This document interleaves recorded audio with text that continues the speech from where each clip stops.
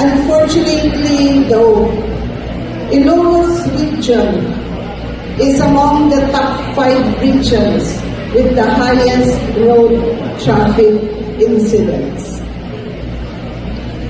For our region, the PNP has reported increasing trend of vehicular incidents.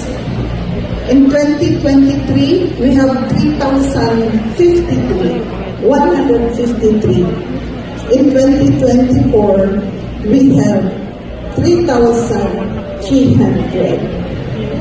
For injuries, in 2023, we have 1,443 or 1,443. This was markedly reduced in 2024 to 821 injuries.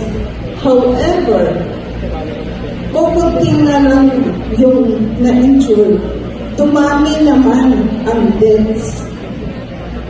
In 2023, we had only 392, and in 2024, umakyat tayo to 1,094.